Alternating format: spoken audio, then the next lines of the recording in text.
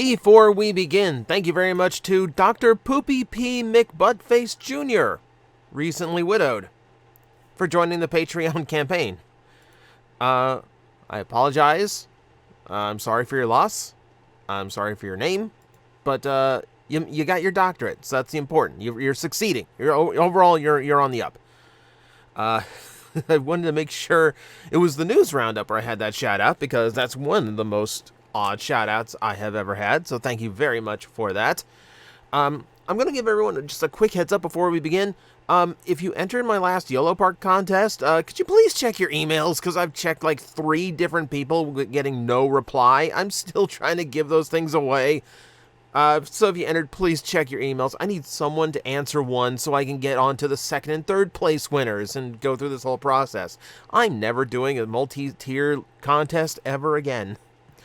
But that is for later. For now, we need to talk about the week in Transformer news, and you're probably wondering why we are starting this week with an image of Spider-Man and Wolverine in their Fantastic Four gear. That is because Hasbro has officially announced that starting this fall, they are going to be doing brand new packaging style for all of their collector brands. It's a whole big refresh of all the big things they do. So this is an example of what the Marvel Legends figures are going to be getting. If we move on, we can see the style that Classified is getting for G.I. Joe. It does make specific mention of Transformers. So number 1, great. But number 2, you can see here, it's a return to windowed packaging, which is not as environmentally friendly, but apparently they're going with like biodegradable plastics. So hopefully that solves some of those problems while still also managing to protect the toy and present better. Yeah, this just looks way better than the big splash of artwork and not being able to see the toy in the box. This makes me a lot happier. I'm sure it makes a lot of collectors happier. Now, they also mentioned it's going to be a little bit more robust, too. So the packaging is going to get a little bit thicker, which is another great sign. They haven't shown off Transformers because, of course, Legacy United is going to retain the style of packaging until it's done. And then we're probably not going to see what the new Transformer packaging looks like until, this fall when they start announcing Transformers Generations Prime. There's part of me that wants to go back to bubble carded figures because it's been so long. I'm not, the boxes are fancier, but I would be okay kind of going retro with those. We'll see what it's going to look like though. I'm exceedingly curious. It's nice that they're doing something. They are, of course, patterning this as something to make fans happy. We know it's most likely to make retailers happy because of all of the vandalized toys that we have seen over the last few years. So this is going to be overall good for everyone. Maybe not the environment as much, but if they're going biodegradable, that's still okay. It's still okay. Everyone's still winning, mostly. All right. We've got a ton of in-hand photos of unreleased or recently released figures. And it starts with Tidal Wave. There was an event where people could get some hands-on time with some of these new figures, and oh boy, they put some time and effort into it. Yeah, Tidal Wave looks amazing. It's just something that hits different when you get in-hand shots of the new toys. Photographers that are a little bit more concerned with interesting poses, getting all the little details pointed out. Look at the level of detailing, by the way, that Hasbro has actually put into this. You can see the individual bars on in that purple shoulder area. You can see the individual bars painted silver. One little hit of orange you don't see anywhere else on the chest. Love when they pay attention to little colors that otherwise would go skipped. Yeah, this thing is loaded with paint. Absolutely loaded. Love that they went all out with this one. Also nice to see they're actually doing something a little bit different with the posing. It's weird that all the official stuff I've seen from Hasbro has not shown him posed with his forearm rotated. His right arm is here. It's always been straight 90-degree angles, or not 90-degree, but parallel. You can see, not even parallel. What am I trying to say?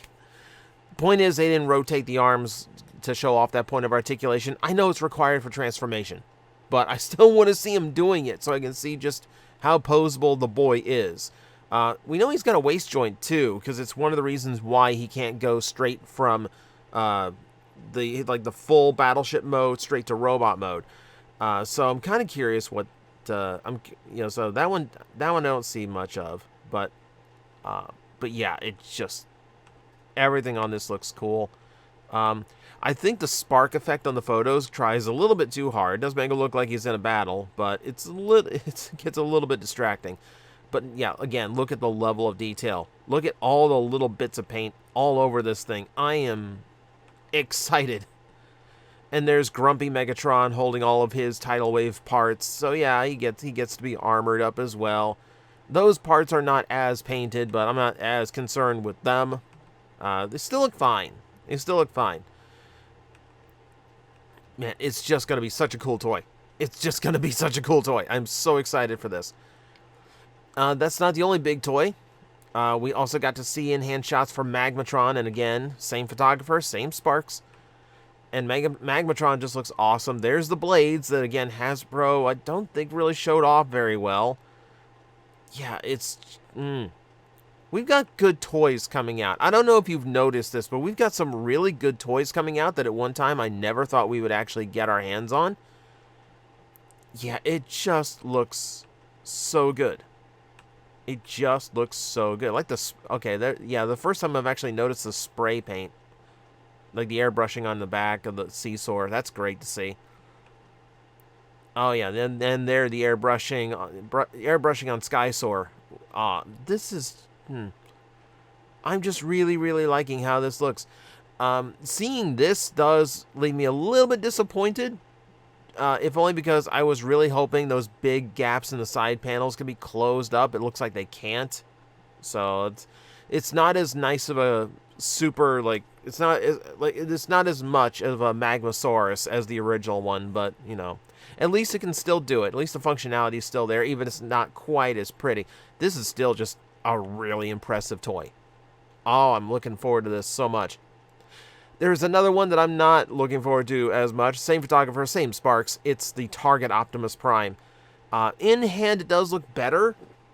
The black with the red eyes just makes this look like some halfway between Optimus being himself and being completely corrupted as Nemesis Prime. It's a weird look. It's a weird look. I really wish he just had blue eyes or something. The red eyes are just throwing me on this design. But also, I've already spoken my piece about this. I'm not really thrilled with how it looks. I think, on one hand, I think it looks dull. On the other hand, I just think, how corporate can you get? I don't know. I know some diehard Target fans. If I'm going to be honest, Target's my preferred store to go to over, Walmart or something. But still, who is this for? This is for a corporate overlord. This isn't for a collector. But you know what? Hey, you know what? There's going to be people who are into this design. There's going to be people who are into this color scheme. I don't know. I just don't think the white works along with the red and the black. I could take the red and the black. It's the bright white hitting it that's not going for me. Also, trying to do a Jaguar into a dog is still just a hilarious attempt to me. Yeah, and then it's really going to depend. Your bullseye is going to look real wonky depending on where that Target logo ends up on that face. And yeah, I'm not happy with it. I'm not happy with it. It's just it's a mold that's just been overused already. And it's just done and just some of it feels absolutely soulless and designed for a company, not a collector. I'm never going to be feeling this. This just feels gross. This just kind of feels gross. Let's move on. So someone got their hands on Riggorus, the masterpiece repaint of I was going to say Hoist, but it's not. It's Hoist. It's the Hoist head, which is to say the toy head, but it is using the Trailbreaker body. So it's trying to split the difference a little bit here. Oh, it's the Hoist arms as well, because they got the kibble hanging off the shoulders. Oh, it's a weird release. It's a weird mishmash of the two molds in order to make something much more Diaclone. This is one of the few that has not made its way into Generations using the Trail Cutter mold, so kind of nice that, you know, that there is an option for it, that it's actually been out there for Diaclone collectors. The Masterpiece Diaclone stuff never seems to do as well. I'm really curious how this Ronald McDonald looking robot's going to do, but we will see. It's there for collectors who are after it. Not my thing, but it's someone's thing because they keep making the Diaclones. Takara also had this recently released. This is the dramatic. What do they call this? Dramatic Capture Scene. So it is the multi-pack of 3 of the biggest Decepticons. Soundwave, Shockwave, Megatron, as cartoon accurate as you could get their current molds. They do look really, really, really good. There's your Soundwave looking fantastic in the tape deck mode. Laserbeak looking really cool. Yeah, I mean, it's just like, it's a premium deco. It's another word for their premium edition series. And yeah, like if you want your Soundwave to have red eyes, or if you want your Soundwave to not be yellowed, you have an option. It'd be an expensive one, but you're getting cool stuff with it too. You know, like Shockwave here in his submarine mode is absolutely a submarine. Actually, it's much closer to a submarine because that ain't no handle. That ain't no handle. So, yeah, this is Shockwave again. More cartoon accurate colors, which means they've taken out a lot of the translucent plastic, except for the insert in his chest. You know, that makes me happy. They've also removed a lot of the kibble that lets you make his big fortress ship mode. It's a cooler look if you want something that just cartoon accurate on your shelf. It makes for a much better display piece, since it's a little bit more accurate. If you're looking for play value, then it's not going to replace the Siege version. It is nice to see it cleaned up and not battle damaged, I will tell you that. But yeah, if you want play value, yeah, just stick with the Siege version if you've already got it. Can't argue. I'm not a big fan of the big kibble armor parts, but you can't argue that it's actually doing something different. It actually gives you more that you can do with the toy. So, okay. And then there's the Megatron. This is a very, like, this mold is frowned upon. The Earth mode version is frowned upon, because it really doesn't change much from the Siege version, and it's very, very back kibble heavy. And then, yeah, the big dumb weapon that's, you know, for his turret, which, again, is one of those, like, accessories that kind of screams, we didn't know how to fit this into his engineering, so it just comes off. That said, the robot mode deco is gorgeous. Can you believe how many times they released this version of the mold and they never released it with just clean paint? There's always some kind of battle damage to it, you know, or it had some, like, ridiculous color scheme that I wasn't a fan of. I mean, it's taken this long and this many iterations of this mold in order to just get me a good-looking, clean G1 Megatron. It is very clean. It is very clean. It looks very, very good. Yeah, I am very happy with how this turned out. This alone makes me happy to get the Dramatic series. I do have the pre-order. I'm looking forward to it based on these photos. Don't know what I'm gonna do with the previous versions of these toys. I need to put an eBay sale together. I've been putting that off for a long time. All right, behind the scenes stuff now, and I will admit, behind the scenes stuff, at least for this first article, very, very thin.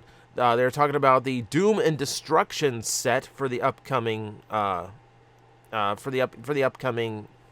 man, brain blanked, Mayhem Attack Squad subset. So Chop Shop, again, looking fantastic, looking absolutely fantastic. Barrage, not so much. I'm still not really a fan of how they handled Barrage. I really wish that Beetlehead closed up a lot better in Beast Mode. Like, this is Mark posting his photos. If it doesn't close up more than that, then it probably can't, which is kind of disappointing. Chop Shop looks great. Barrage, not so much. We're doing this just to kind of complete this set. Yeah, and then talking about man, my brain is just all over the place today. Talking about Breakdown. Breakdown looks fine. Breakdown looks fine. Nothing really bad to say about him other than, yeah, it's weird that it's the Bulkhead mold. Yeah, and then yeah, then Windsweeper. Still wish his weapons were just new molds. But yeah, it's just fun, you know? It's just it's a fun set to do. I'm looking forward to having more deluxe Insecticons. Unfortunately for this one, for behind the scenes stuff, the only thing we got behind the scenes was Mark mentioning that the Mayhem faction symbol they're using for these toys, which I think you can see. Yeah, you can see there on the back right side of these images on each of the Insecticons. Yeah, that was Mark's design, and that's pretty much the only thing we got as far as, you know, new behind the scenes info. But the other one does have a little bit more interesting stuff. So this is Ferak. I'm going to pronounce it the way Bob Budiansky does. And Cannonball. They do look really, really nice. I'm surprised how much I actually like Ferak. There was some amending. There was some correction, just to further clarify some of his statements before. We'll take a look at that here in a minute. Look at Cannonball. Cannonball just looks nice. Number one, I completely blanked in my mind that the light bar and thus the cyber key slot could pop off and become another accessory on top of all the other accessories this guy has. I mean, like on top of the attachments for his gun hand and the cyber key. He's pretty loaded. It's pretty loaded as far as accessories go, which is kind of cool to see. Yeah, and then yeah, they do decently look good together. It's an interesting set. So Mark did mention that they used the original color layout sheet in order to get Cannonball's colors and placements as correct as possible. He did mention working on a more characterful head sculpt, which I don't think we got a close-up of in these shots, ironically enough. But he's the responsible for the new head design. He's also responsible for the update on the skeleton, which, yes, the original looks silly, but I think it's kind of classic at this point. Mark admits he had the Vok on his mind when he designed the new one, which was pretty much done just out of necessity because the old one was not going to fit on the new toy. Okay, that's fair. That's fair. And yeah, it doesn't look bad. I will admit, compared to like spooky, goofy skeleton, the flaming Vok head does actually look, somewhat better. Not as classic, but yes, arguably better. It's nice to know they went back to the original for the colors. It was also mentioned, like I pointed out the last time I talked about this, that like he mentioned Florodary in the design. Like, why is he mentioning Florodary in the design about a Marvel UK comic book character? It's because he was referring to the inspiration for the new head sculpt, which is down to the original Florodary style for Cyclonus' design. Okay. I apologize. It's also pointing out that a lot of the details from Ferak's vehicle mode are represented as best they can in the Cyclonus mold. Most specifically, the gun in the front, as well as those little, like, I don't know, what do you call them? What do you call those little things along the front of the wing? Little intakes? We'll call them little intakes. Those represented as well. He also mentioned the Cannonball was originally supposed to be a Reactivate Soundwave retool, which is an interesting choice. I mean, vehicle mode-wise, that does make sense. It is a very long SUV-style vehicle, so that actually made sense. But apparently the mold was not available. There is some weirdness to the Reactivate molds that I have been pointed out to on Twitter, because apparently the molds are stamped as copyright 2020. So the molds might have been sculpted 4 years ago. Weird. Okay, so there's some weirdness to those. I might need to dig around that. That might be a video later. But point is, the mold was not available to repaint. So we got another use of the Skids mold. But you know what? I think they did a decent enough job. Okay, let's go into some of the weird little stories of the week. We have some little bits from the gimmick lines of Transformers 1. We have battling figures. They come as a 2-pack with a base and a weapon accessory. They can punch and rotate and spin. We've seen these. These are on shelves right now as Ninja Turtle toys, so it wouldn't surprise me if these weren't about the same. They are fairly small. Looks like around the 4-inch mark. 2-in-1 masks, so the battle masks that transform. those are coming back. Kind of cool to see that those apparently worked, because they were a very goofy item. One step cog changers. Just assume they're just the usual spring flip changers, etc. Mega changers, which rank in almost 11 inches tall. I assume that's more along the lines of the Titan figures, like the ones you'd find at like Walgreens and those lower market toys. And then Prime changers, which I'm going to assume is the smaller scale on those. Those are about 6 inches, roughly around there. So nothing huge, nothing like game changing. It's mostly just the kind of the stuff we've already had in similar lines are just going to continue. So keep an eye out for that. Last week we talked about the Hot Wheels skate toys, little finger skateboards, and they were all Decepticons. So here we have confirmation there's actual Bumblebee. Autobots get to be skateboards as well. It's also interesting to see that Bumblebee's little shoes, his little finger sneakers, actually match Bumblebee, which is a little bit odd because, of course, like Magmatron had like bright pink.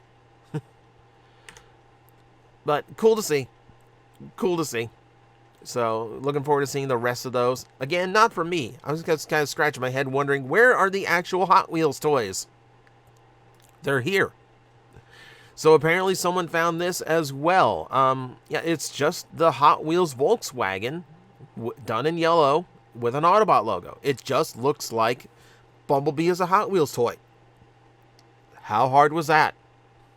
How hard was that? I'm thrilled to actually see it. As simple as it didn't take much. Simple as this. That's the only photo we got. So it's a Hot Wheels toy. Not a whole lot to say about it. Just confirmation. We're actually getting actual cars. Like they actually are going to look like the Transformers. YOLO Park has shown off the final version. This is the in-hand version of their AMK Pro Optimus Prime. Without any kind of hyperbole or just like, I'm working with them, so I'm going to be nice. This is completely apart from that. The Megatron is the best non-transforming Megatron I have ever felt in my hands. It's a really great toy experience. I think the same is going to be true of the Optimus Prime. Yeah, I'm just super excited for this one. I'm super excited for them to continue these because these have been exceptionally nice. If you just want a really good articulated Prime for your shelf, because let's be honest, if you want cartoon accurate, if you want it to remind you of the cartoon you grew up with, sometimes the transforming ones aren't going to hit the mark. They're going to have kibble. They're going to have, requirements for the transformation. This is just pure unadulterated G1 Optimus Prime, and it's a very, very beautiful one. And as far as model kits go, as you can see, you're basically just doing final assembly. You don't have to do a whole lot to put this guy together. You probably don't even need instructions. These are good. These are very, very good. I'm thrilled to see another one. Hopefully more are on the way. Oddball news for the week. If you want to have a mug covered in G1 Marvel Comics, you have that now. Apparently, I'm guessing this is some kind of Easter item. Because obviously it comes with a giant chocolate egg. I assume it's going to be an Easter item. Haven't seen it on stores yet, but apparently it's going to be out there. If anyone who needs a little bit of more Transformer mug in your life or just wants an egg, you might just want an egg. That's fair too. So I'd like to leave it there. Because this news roundup's already pretty long. We've had a lot to cover this week, but there is one more thing that has to be mentioned, and it's going to bring down the mood. I do apologize. The writer of the Transformers movie, Ron Friedman, is dealing with not only a housing crisis, but also a battle with cancer. Aside from writing the original Transformers movie, he is also someone who wrote for G.I. Joe, the cartoon, as well as a ton of other cartoons and shows over the years. This is someone who your parents probably owe a lot of their childhood entertainment to. So I'm going to leave the GoFundMe link in the description below. If you can pitch in, that is great. It's someone that, built a lot of the stuff we now know and love in this fandom. So he's in need of help. So if you can provide it, links in the description below. And that'll do it for the news roundup. Like I said, wish it ended on a fun note, but sometimes things just have to be brought up. But thank you everyone for watching. I will see you next time.